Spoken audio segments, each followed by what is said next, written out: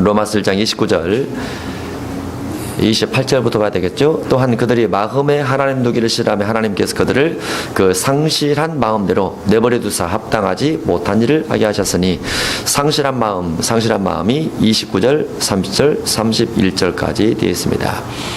곧 모든 불의, 의롭지 못한 것들입니다. 이 불의가 단어상의 의미가 있고 성경에서 말한 불법, 불의가 있어요. 성경에서 말한 불법하고 세상에서 말한 불법이 틀리죠. 성경에서 말한 불법은 마태복음 7장 21절에 하늘 계신 내 아버지의 뜻대로 행치 않는 것, 이것을 불법이라 그러죠. 그 불법이 불의와 같다고 볼 수 있어요. 그러니까 아버지의 뜻대로 행치 않는다는 것은 계명을 중심에서 어겼을 때 이게 불법, 불의 이렇게 볼 수 있습니다. 세상에서 볼 때는 세상의 법, 그러니까 헌법이나 이와 같은 법에 저촉이 되는 것을 불법이라 이렇게 말을 하고 불의라 이렇게 말을 하지만은 성경적 불의와 불법이 틀린다는 거. 왜냐하면 세상의 법 속에서는 우리나라 법 같은 경우는 1계명부터 4계명을 어기는 것을 불법이라 말하진 않아요. 그러나 성경에서는 1계명부터 4계명을 어긴 것을 불의, 불법 이렇게 말을 하기 때문에 성경 안에 있는 내용으로 중심해서 본다고 하면 불의가 있다. 그 다음에 추악, 탐욕 이렇게 되어 있습니다. 추악은 사악함과 같습니다. 추악이라는 것은 악한 생각 이렇게 생각해 볼 수 있는데, 사악한 생각, 사악한 일, 이것도 사악하다라고 했을 때 하나님께서 보실 때 사악한 일이냐 아니면 사람이 볼 때 사악한 일이냐 구분을 해야 되는데, 사람 볼 때 사악함이란 좀 잔인하다 뭐 이런 부분을 상징할 수 있지만, 하나님께서 보실 때 사악함이란 하나님의 뜻을 인간의 뜻으로 바꾸는 것, 하나님의 의도를 사람의 의도로 바꾸는 것, 이와 같은 것들을 사악함이라 이렇게 볼 수 있습니다. 약간 다르죠. 민수기 22장 32절에 보면은 발람이 갔던 길, 발람의 길을 사악하다 이렇게 표현을 했어요. 발람의 길. 발람의 길이 누구에게 죄를 진 건 아니잖아요. 도덕적 죄를 진 건 아니죠. 그러죠. 누구를 해했거나 남의 물건을 가져갔다든가 사람을 죽였다든가 그런 건 아니에요. 근데 하나님께서 주신 말씀을 가지고 그가 개인의 목적을 위해서 이용을 했다고 말했죠. 사용했다고 말했죠. 사수를 써서 하나님 앞에 예배 드리는 것처럼 포장을 했다고 말이죠. 그런 것들을 사악이라 이렇게 표현을 합니다. 그래서 성경에서 말한 단어와 약간 다른 부분이 있다라고 볼 수 있어요. 예레미야 23장 9절 이하에 보면 제사장들이 사악한 일을 저질렀다, 성전에서 사악한 일을 저질렀다, 이런 부분들은 음행과 관련된 부분도 있고 하나님 외에 다른 계명을 지킨 것도 있고 예언을 잘못한 부분으로 기록이 되기도 합니다. 그러면 예언을 잘못했다라는 것을 사악하다 이렇게 표현을 한다고 하면은 성경 안에는 사악한 자가 아주 많은 거예요. 그런데 사회적으로 보면은 그와 같은 것이 사악이다 이렇게 말할 수는 없는 거죠. 사회에서는 하나님의 관점에서 하나님의 뜻을 오용시켰을 때, 하나님의 말씀을 변개시켜서 가르쳤을 때 이런 부분을 사악의 한 부분으로 그렇게 보는 게 옳겠죠. 예언자는 하나님의 뜻을 전달하는 자인데 하나님의 뜻보다는 개인의 뜻, 물질의 뜻 이런 걸 중심해서 부귀 영화에 초점을 맞추거나 명예를 얻는 데 초점을 맞춰서 가르친다 하면 이런 것들도 사악의 일부라 이렇게 볼 수 있습니다. 사악하다, 추악하다 이런 부분들입니다. 그 다음에 탐욕이 있습니다. 탐욕은 우상숭배니라, 탐심은 우상숭배니라 이런 부분이 있죠. 탐내는 겁니다. 탐내는 것인데 구약시대 탐냄과 신약시대 탐냄이 좀 틀린다고 그랬죠. 그러죠. 구약시대 탐냄은 이웃집의 아내나 남종이나 여종이나 물건이나 소나 낙이나 물건을 가져오게 되면 그것이 탐심이라, 탐욕이라 이렇게 되어 있어요. 신약시대 탐심은 어디서 출발하죠? 누가복음 12장에 보면은 아버지의 유산을 내게 나눠주옵소서 이렇게 말하는 것부터 탐심이 갑니다. 아버지의 유산을 형만 가져갔는데 예수님께 와서 재판을 요구하면서 내게 좀 나눠달라고 형에게 말 좀 해주세요 라고 말하니까 예수님께서 삼가 탐심을 물리치라 이렇게 말을 해요. 그래서 내가 아직 소유하지 않았지만, 내가 아직 형의 유산을 가져온 것도 아니고 아버지 유산을 가져온 것도 아니지만은 재판을 통해서 형의 유산을 나눠 받으려는 마음, 이것이 탐심이라 그렇게 기록되어 있다는 거. 구약과 신약이 탐심이 틀리다는 거. 그런 부분에 정확한 부분이 어디 있느냐면 민수기 11장에 보면 섞여 사는 무리가 탐욕을 품매라고 되어 있습니다. 그런데 이 섞여 사는 무리가 품었던 탐욕이라는 것은 사실 특별한 것은 아니에요. 고기 없어서 고기주 없어서 이것을 가지고 탐심이라 그렇게 되어 있습니다. 고기 없을 때 고기 주옵소서. 우리도 고기 없을 때 고기 달라고 하죠. 우리 자녀들 고기 달라고 하죠. 식구들이 어떻게 요즘 고기 먹냐 오래된 것 같네? 그런 말 하죠. 예. 성경은 그런 것을 탐욕이라 이렇게 말하고 있다는 거. 성경이 너무합니까? 우리가 너무합니까? 성경이 너무한 것 같으죠. 예. 그런데 욕심 이런 부분을 탐욕이라고 하더라라고 되어 있습니다. 예. 마태복음 23장 25절 하나 보겠습니다. 시작. 화 있을진저 외식하는 서기관들과 바리새인들이여 잔과 대접에 거친 깨끗이 하되 그 안에는 탐욕과 방탕으로 가득하게 하는도다. 바리새인의 내면 속에 뭐가 있어요? 탐욕이 있어요. 탐욕. 바리새인들이 부자일까요? 가난한 사람일까요? 부자죠. 가난한 사람의 탐욕은 무엇이 기껏해야 무엇입니까? 네, 먹는 거예요. 근데 부자들의 탐욕은 먹는 것이 과도한 거죠. 지나친 거죠. 지나친 거. 예, 가난한 사람이 먹는 욕심은 그저 조금 더 먹는 거, 기억 때문에 좀 더 먹는 이런 것인데 부자들 욕심은 탐욕에 근거한 것이 많다는 거. 탐욕. 바리새인들이 내면 속에 탐욕이 많더라라고 되어 있습니다. 이 탐욕 무서운 겁니다. 탐욕은 우상 숭배와 같다 이렇게 되어 있는 거죠. 에베소서 5장 3절 보겠습니다. 지금 믿는 사람이 주어진 탐욕입니다. 이 부분들은 로마 교회 속에 있는 믿는 사람에게 주어진 탐욕들. 에베소 5장 3절입니다. 시작. 음행과 온갖 더러운 것과 탐욕은 너희 중에서 그 이름조차도 부르지 말라. 이는 성도에게 마땅한 바니라. 탐욕을 이름조차 부르지 말라. 욕심 부르는 것에 대해서 이름조차 부르지 말라라고 되어 있어요. 성경 경고성으로 2000년 전부터 기록을 하고 있습니다. 베드로후서 2장 보겠습니다. 재미있는 말씀이 하나 되어 있습니다. 베드로후서 2장 13절입니다. 13절, 14절 시작.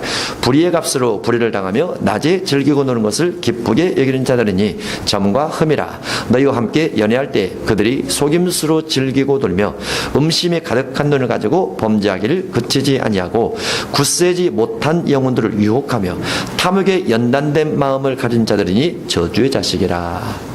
탐욕에 뭐가 됐어요? 연단이 되어 있어요. 선한 일, 의로운 일, 경건한 일, 덕을 세우는 일, 남을 사랑하고 섬기는 일에 연단도 있습니다. 고난을 연단 삼아서 어떠한 고난이 주어지더라도 주님의 십자가를 따라가는 그런 연단도 있어요. 그런데 무엇에 연단됐어요? 탐욕에 연단된 자도 있습니다. 예. 탐욕에 연단이 되면 탐욕이 죄인지 모릅니다. 악한 욕심이 자꾸 습관이 되면 죄인지를 몰라요. 죄인 줄. 그리고 그것이 어떤 명예라든가 권세라든가 부귀라든가 이런 것들을 상징하는 것처럼 보이지만은 사실은 탐욕은 탐욕이라는 거죠. 탐욕. 부자들의 탐욕입니다. 부자들의 탐욕은 탐욕이에요. 그들의 삶에서는 일상입니다. 부자들의 삶의 일부가 그냥 욕심 부리는 거죠. 그냥 살아가는 거죠. 살아가는 건데 우리가 볼 때는 탐욕이라고 말이죠. 강남에 지나가면은 거기에 뭐가 썼냐면 음식물 쓰레기를 버리지 맙시다. 그렇게 써졌어요. 강남에서만 나온 음식물 쓰레기가 몇 톤입니다. 그렇게 나와요. 음식을 먹지 않고 버리는 것. 강남에서만 나오는 것이 음식물 쓰레기가 몇 톤인데 이것이 국가 경제에 미치는 영향이 큽니다. 그렇게 나온 불황이 붙어 있는 문구를 구청에서 붙인 것 같아요.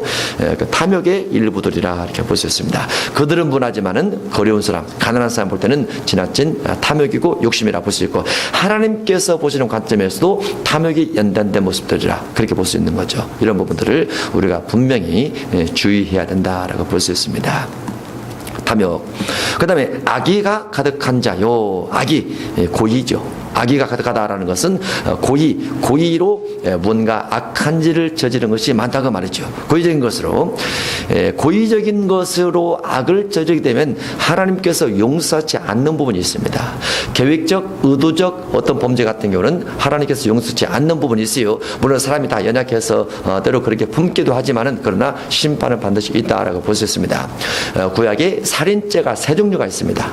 살인에 대해서 하나는 부지 중에 사람을 죽였을 때라는 것이 하나가 있습니다. 또 하나는 하나님께서 허락하심으로 살인을 했을 때라는 것이 있습니다. 또 하나는 고의로 사람을 죽였을 때라고 세 가지가 있어요. 부지 중에 사람을 죽였을 경우는 도피성에 갑니다. 그때는 하나님께서 허락해서 죽였을 경우는 괜찮습니다. 구약에 예를 들어서 우상을 극도로 많이 섬기거나 안식일을 어겼다든가 탐욕을 베풀었을 때 그와 같이 우상 금송아지를 섬겨서 하나님께서 죽여라라고 했을 때 그런 때는 괜찮아요. 그런데 고의로 사람을 죽였을 때는 그 피난처도 없어요. 죽여라라고 되어 있습니다. 즉시 죽이라. 그런 사람은 그래서 고의 살인이 큰 죄로 구약에 사망에 이른 죄로 그렇게 들어가 있습니다.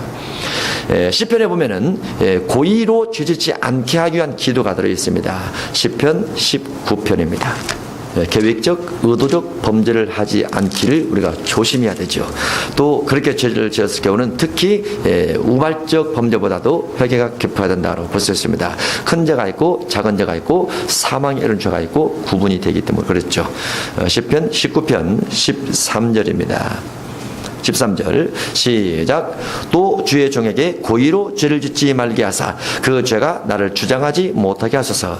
그리하면 내가 정직하여 큰 죄가에서 벗어나겠나이다. 아멘. 고의로 죄를 짓는 것, 이게 이제 고범죄입니다. 자범죄죠. 알고 죄를 짓는 겁니다. 알고 죄를 짓는 것은 우발적 죄에 비해서 훨씬 더 죄가 크다라고 볼 수 있어요. 그래서 시편 기자 그 다윗이죠. 내가 고의로 죄를 짓지 않게 하옵소서 이렇게 간구하는 부분이 되어 있습니다. 악의가 가득한 자요, 악한 일을 저지르기 위해서 계획을 세우고 밤새도록 잠을 자지 못하고 그런 것들을 준비하는 자들, 이와 같은 자에게 믿음의 사람일지라도 반드시 심판이 있다라고 되어 있습니다. 그 다음에 시기입니다. 시기, 교회 속에 있는 것 중에 하나가 시기, 좀 많죠. 시기. 에스겔 8장에 보면은 시기, 질투, 시기와 질투의 우상이 있어라고 되어 있어요. 성전 속에 시기와 질투의 우상이 있다라고 되어 있습니다. 이게 시기 우상입니다. 또 질투 우상입니다. 시기와 질투 우상이 있으면 하나님께서 그 성전을 멀리 떠나겠다라고 되어 있어요. 하나님의 성전을 떠나겠다. 시기와 질투가 있는 곳에는 하나님께서 임재할 수 없고 하나님께서 응답 줄 수 없다는 거죠. 예배도 받을 수 없고 예배도 연락될 수 없는 것이 시기 질투입니다.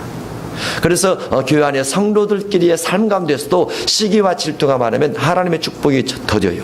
하나님의 응답하심이 더딥니다. 그래서 우리 내면 속에 본능처럼 자리 잡고 있는 거지만은 시기와 질투를 멀리하는 것이 우리가 복을 받는 비결이고 주님 만나는 비결이라고 볼 수 있습니다. 시기와 질투를 멀리해야 된다. 시기와 질투. 마가복음 15장 10절 보겠습니다. 예수님께서 죽임당하게 된 이유 하나입니다. 15장 10절 시작. 이는 그가 대제사장들이 시기로 예수를 넘겨준 줄 알미르라. 빌라도가 예수님을 넘겨준 대제사장들이 예수님을 왜 넘겨줬을까? 예수님은 육신적 세상적 법을 어긴 것이 없어요. 그런데 대제사장들을 왜 넘겨줄까? 대제사장들을 따르는 무리는 적고 예수님을 따르는 무리가 많아지니까 그들이 시기가 난 겁니다. 예수님을 향해서 돌아가는 영광은 많고 대제사장을 향해서 돌아가는 영광이 적으니까 시기가 난 거예요. 그래서 그 한 사람을 죽여서 우리 자리를 굳건하게 하자, 이런 노력을 했었던 거죠. 시기의 결과가 예수님을 죽였더라, 이렇게 보셨습니다.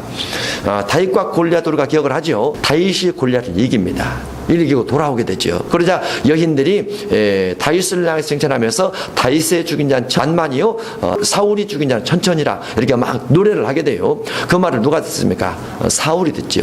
사울이 듣고 마음에 시기가 생겨요. 시기가 생겨서 앞으로 다윗이 얻을 것은 왕이다.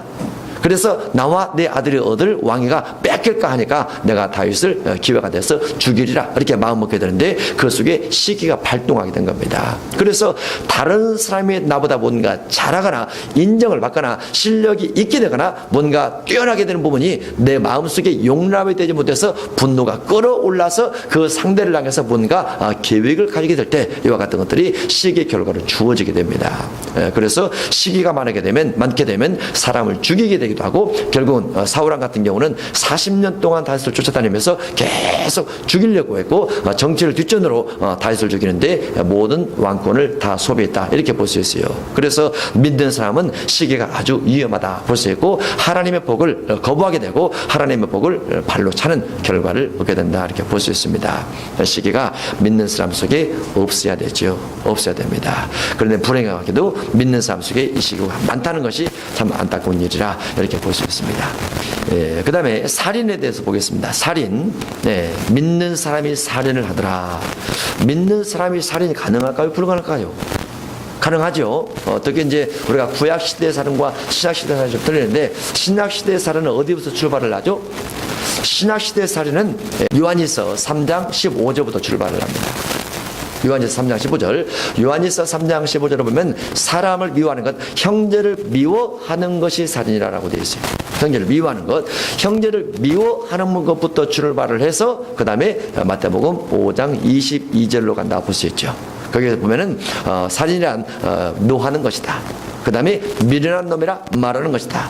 그 다음에 결국은 죽이는 것이다. 저주하고 죽이는 것이다. 이렇게 볼 수 있는데, 거기 보면은 형제와 화목하게 되지 못해서 원망하고 화해하지 않고 미워하게 되고 분노하게 되고 욕하게 되고 저주하게 되고 그리고 죽이더라. 이렇게 어떤 점진적 발전적으로 그렇게 기록이 되어 있습니다. 그래서 어떤 살인 부분이 교회 속에 있게 되는데, 성도들이 미움이 생길 때부터 이 미움에 대해서 회개를 하고 돌이키면서 화해로 가려고 하면 살인까지 진행이 안 되지만은 미움을 계속 간직하고 있다가 결과를 얻게 되면 그것이 살인으로 발전된다. 이렇게 볼 수 있죠. 가인이 예배가 연락되지 않았어요. 물론 그가 악한 삶을 살았기 때문에 연락되지 않은 겁니다. 그래서 하나님 앞에 연락이 되지 않으니까 마음에 기쁨이 안 생기는 거죠. 그런데 아벨의 예배는 연락이 되니까 기쁨이 충만했어요. 그래서 가인의 마음속에 그 아벨에 대한 미움, 시기, 질투 이런 건 생기게 되고 결국 들였을 때 돌로 쳐 죽였더라. 이렇게 되어 있습니다. 그래서 우리 마음속에 형제에 대한 감정이 생기면 이 감정을 푸는 작업이 아주 중요해요. 감정 푸는 작업이 가족 간에도 감정이 생기게 될 때 감정을 푸는 작업이 아주 중요합니다. 마찬가지죠. 성도로나 목회로나 다 마찬가지라고 볼 수 있습니다. 거기서 살인이 나기 때문에 그렇습니다. 그 다음에 분쟁입니다. 분쟁. 이 분쟁 부분이 고린도전서에 되어 있죠. 믿는 사람도 분쟁할 수 있다. 믿는 사람도 싸울 수 있다. 혹 어떤 사람들이 믿는 사람도 싸울 수 있다라고 말을 해서 교회 질서를 어지럽히는 사람이 있는데, 아니다. 믿는 사람은 싸워서 안 된다라고 성경에 되어 있습니다. 믿는 사람 중에 싸울 수밖에 없다라고 말하는 사람이 나오겠지만은 절대로 싸우지 말라. 이런 부분이 고린도전서 6장에 되어 있습니다. 고린도전서 6장을 보겠습니다. 1절입니다. 너희 중에 누가 다른 이와 더불어 다툼이 있는데 그때여 불의한 자들 앞에서 고발하고 성로 앞에서 하지 아니하느냐 하면서 쭉 이어서 11절까지 갑니다. 그 부분 연결돼서 11절까지 가는데 6절에 보면 형제가 형제와 더불어 고발할 뿐더러 믿지 아니하는 자들 앞에서 하느냐 너희가 피차 서로 고발함으로 너희 가운데 이미 뚜렷한 허물이 있나니 고발함으로 서로 뚜렷한 허물이 있다. 피고도 원고도 둘 다 죄니라 그 말이죠. 그래서 논쟁, 다툼, 분쟁 이런 부분들은 일방적으로 한쪽만 잘못해서 생기지 않을 수도 있어요. 물론 어떤 선과 악의 싸움, 사단과의 싸움도 있긴 하지만은 그러나 교회 안에서 논쟁, 분쟁 이런 것들은 옳지 않다라고 볼 수 있습니다. 차라리 손해 보는 것이 낫지 않느냐 이렇게 돼 있어요. 그 다음에 논쟁은 잘못된 것이지만은 악한 것은 스스로 내려놓는 것이 가장 좋다라고 볼 수 있어요. 그 다음에 사기, 악독이 있습니다. 악독이란 악하고 독살스러운 마음입니다. 악독이 악하고 독살스러운 마음에 가득한 자요라고 되는데, 왜 사람이 악하고 독한 마음에 가득하게 될까? 원인이 어디 있을까? 왜 어떤 사람들은 정말 순식간에 사람을 확 어떤 일을 저지르죠. 성경에 보면은 예수님의 제자 중에 그런 사람이 있어요. 예수님께서 어느 날 사마리아 지역을 통행하여 하겠는지라 그 나오죠. 그 사마리아 사람이 반대를 해요. 예수님께서 왜 우리 지역 지나가냐고. 유대인은 사마리아 사람과 상종하지 않기 때문에 예수님이 지나가면서 예수님을 따르는 무리가 함께 지나가게 되면 사마리아 사람이 요동이 날 수 있고 유대인들과 다툼이 생길 수 있다고 말이죠. 그래서 사마리아 사람이 거부를 합니다. 그러니까 제자 중 하나가 뭐라고 합니까? 제자 중 하나가 주님 번개 내려 확 태워버릴까요? 이런 말을 해요. 번개 내려서 불을 내려서 저들을 심판해버릴까요? 그런 말을 합니다. 그런다고 해서 그들이 기도하면 번개 내려옵니까? 안 내려와요. 그런데 뭐가 올라온 거예요? 감정이 올라온 거예요. 예수님이 어떤 분인데, 예수님이 하나님의 아들인데, 예수님이 능력자신데 능력자를 거부하고 치료자를 거부를 하고 그러다니 화가 난 거죠. 뭡니까? 제자들 마음속에 교만함이 다 차 있다는 거죠. 뭔가 자기를 중심한 의기양양한 명예, 권세 이런 것들이 그러다 보니까 할 수 없음에도 불구하고 악한 폭언을 하는 겁니다. 그게 성질이에요. 성질 부리면 살인죄예요. 성질 부리면 악하고 독한 마음이 가득한 것이 교회 속에 성도들에게 있을 수 있다. 어쨌든 이런 마음들이 주어진 결과는 무엇이라고요? 한마디로 사형이라고 되어 있어요. 수군하는 것도 들어가 있습니다. 교회에서 수군 합니까 안 합니까? 안 하죠. 할렐루야. 얼마나 좋아요. 수군할 장소를 싹 없애버려서 수군 할 데가 없어요. 둘이만 들어가서 셋이만 들어가서 넷이만 들어가서 끼리끼리 모여서 수군하면 안 돼요. 목사님 저 우리 모여서 이거 수군상하라고 했습니다. 공개를 하면 괜찮아요. 그렇게 그러면 수군 아니에요. 그런데 끼리끼리 모여서 수군하면 이게 뭐예요? 사형이에요. 사형. 죄가 아닌 것 같더지만은 성계죄라고 되어 있어요. 왜냐하면 이것이 죄가 발전을 해요. 자꾸 미움이 발전해서 살인을 낳고 마음의 간음이 발전해서 육의 간음을 낳아요. 발전이 됐어. 그래서 신약시대는 마음법을 다루는데 마음법의 초창기 때 그와 같은 것을 회개를 하고 돌이키면 마음법이 안 자라가지만은 그거를 그대로 놔두고 나만 알아. 내 마음속에 있는 거기 때문에. 그래서 마음속에 있는 것을 그대로 두면 자꾸 마음이 자랍니다. 그래서 육의 범죄를 낳게 됩니다. 그래서 지금 시대 같은 경우는 TV를 통해서나 만화를 통해서나 인터넷을 통해서 마음의 감정을 자꾸 쌓아요. 미움의 감정도 자꾸 쌓아요.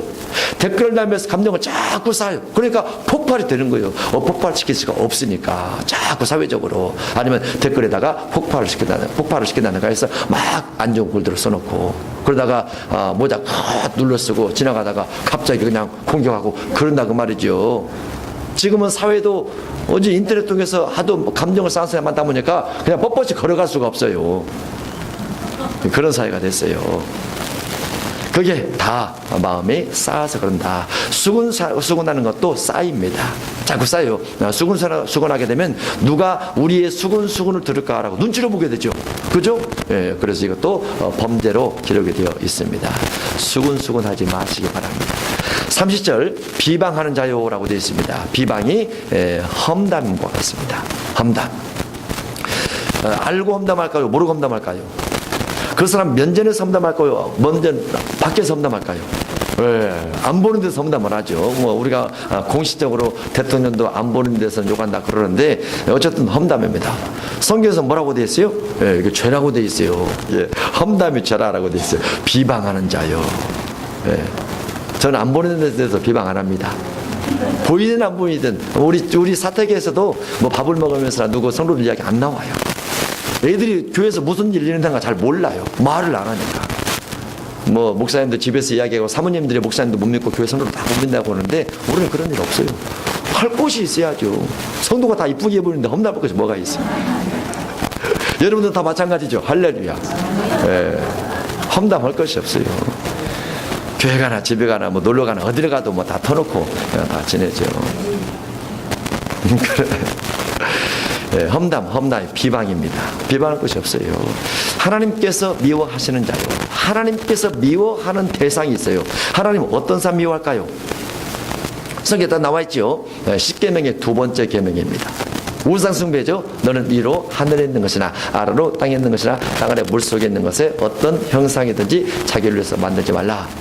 나를 미워하는 자의 죄를 갚되라고 되어 있죠. 그래서 우상을 만들어 섬기는 것을 하나님을 미워하는 죄라고 합니다. 우상을 만들어 섬기는 것. 근데 구약시대의 우상은 거의 다 형상입니다. 신약시대의 우상은 형상이 아닙니다. 신약시대 우상은 가장 큰 우상이 탐심이에요. 탐심은 우상숭배니라 탐하는 마음입니다. 욕심입니다. 이와 같은 것들을 우상이라 그럽니다. 신약시대는 그 중에서 아까 얘기했듯이 누가복음 12장에 있는 탐심이나 마태복음 6장 19절에 있는 물질을 나를 위해서 땅에 쌓아둘 경우에 그것이 우상숭배와 관련됩니다. 신약시대는 구약과 좀 틀려요. 그러나 계속 13장에 가면 종말시대의 우상은 진짜 우상이 새겨집니다. 종말시대는 다니엘 3장에 세워진 금신상은 진짜 금입니다. 진짜 금신상이에요. 높이가 60규빗 되어 있습니다. 넓이가 30규빗 되어 있습니다. 높이가 60규빗이면 금이 얼마만큼 들어간 거예요?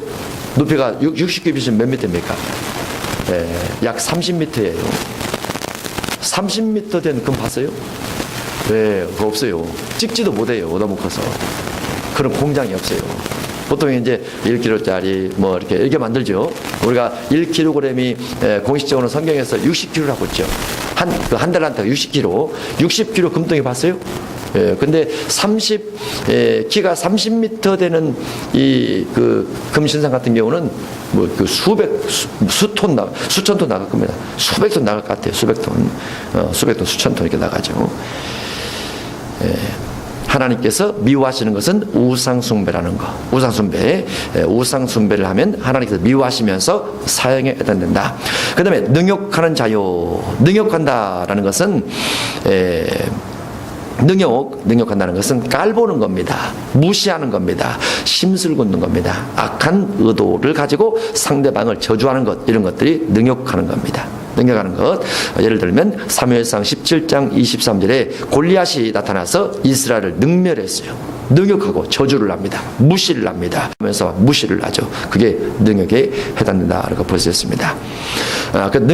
능욕해도 이게 사형입니다. 그 다음에 교만한 자요. 교만 우리가 잘 알고 있죠. 교만하다라는 건데 자만입니다. 자만인데 스스로를 높게 생각하는 겁니다. 스스로를 아무것도 없으면서 스스로 높게 생각하는 것, 높게 있지 않으면서도 높게 있다고 생각하는 것, 가진 것이 없음에도 불구하고 많이 있는 것처럼 포장하는 것, 덜 배웠어도 많이 배운 것처럼 포장하는 것, 이와 같은 것들이 다 교만에 해당이 됩니다. 그죠? 없다라고 하면 되죠. 없습니다. 부족합니다. 무지합니다. 이렇게 말하면 되죠. 그러면 그렇게 있는 줄 알았더니 없습니까? 아주 고상한 줄 알았더니 더 고상하시네요. 칭찬을 받을 수가 있어요. 예, 겸손할수록 신학시대 은혜가 주어집니다. 높을수록 신학시대 눈치를 다 채죠. 그렇죠. 지금은 누가 높다고 하면 눈치를 다 채요. 거짓말이구만. 다 알아요. 그런데 속지 않는 것처럼 대답을 해줄 뿐이죠. 지금은 사람들이 심령이 투시가 많아가지고 그냥 다 알아요. 다 알아요. 근데 오히려 겸손한 게 좋습니다. 네, 교만한 자요, 자랑하는 자요, 악을 도모하는 자요, 악을 의도하는 자요, 악을 모의하는 자요, 악을 고의로 저지르려고 하는 자요, 악을 도모하는 자입니다. 부모를 거역하는 자요, 부모 거역이 불순종과 같습니다. 부모에게 대항하는 자와 같습니다. 이와 같은 자는 결과가 무엇이라고요? 결과가 사형입니다. 사형. 이 사람이 사형당하지 않으려면 어떻게 해야 될까요? 네, 회개를 해야죠. 회개. 31절로 가겠습니다. 31절. 상실한 마음, 더러운 마음 하나님께서 그대로 놔버리는 마음. 31절. 우매한 자요. 우매가 무엇입니까? 우리나라 말로 하면 우매가 멍청한 자요, 그 말이에요. 우매가 어리석은 자요, 이해를 못하는 자요. 우매, 어리석은 자다. 배약하는 자요. 배약이라는 것은 약속을 어기는 자 것이다. 계약을 파기하는 것이다. 그러면 성경적 배약자라는 성경을 어기는 자다. 그렇게 볼 수 있죠. 성경에서 약속을 어기는 자. 우리가 호세아 6장 7절 이하에 하나님께서 주신 약속, 하나님께 주신 언약을 아담이 어겼더라 라고 되어 있어요. 아담이 어겼더라. 레위기 26장과 신명기 18장에는 하나님께서 계명을 주시면 복을 받는데 계명을 어기면, 계명의 약속을 어기면, 약속을 불순종하게 되면 저주가 온다. 이런 내용도 마찬가지로 해당됩니다. 배약하는 자요. 배약하면 하나님의 약속을 어기면 사형이다 라고 되어 있습니다. 무정한 자요, 무자비한 자라. 자비가 없다. 정이 없다. 정 떨어진다. 정이 없다. 우리가 사람을 대할 때 정 있게, 자비 있게 이렇게 돼야 되는데 정과 자비가 없이 대하게 될 경우는 무정한 자요, 무자비한 자라 이렇게 되어 있습니다. 무자비한 자는 가혹합니다. 가혹해요. 이 무자비한 자를 예로 하나 든다고 하면 계시록 13장에 있는 적그리스도고 짐승 666명입니다. 그들은 짐승이라는 이름을 가지고 있어요. 그리고 짐승이라는 이름을 가지고 있다는 부분이 계시록 13장 2절 3절에 보면은 표범 같고 사자 같고 곰발 같고 이렇게 표현되어 있죠. 그리고 그 부분에 베드로서로 가면 이성 없는 짐승 같아서 해서 이성이 없습니다. 이성이 있어야 자비를 베푸는데 이성이 없으니까 무자비하게 사람을 대하더라고 말이죠. 무자비하게. 요즘 중동 지역에서도 어떤 국가가 소요가 나가지고 사람을 수백 명 죽였어요. 죽이면서 숫자가 워낙 많으니까 시신을 불태워서 숫자를 줄여서 발표를 하고 있죠. 어떤 그런 부분들이 무자비한 부분이라 이렇게 볼 수 있습니다. 무정한 부분도 비슷하게 볼 수 있죠. 이런 부분들이 결과적으로는 사형에 해당되는데, 이런 일 32절에 보니까 그들이 이 같은 일을 행하는 사람은 사형에 해당한다고 하나님께서 정해 놓은 것을 알고 있어요.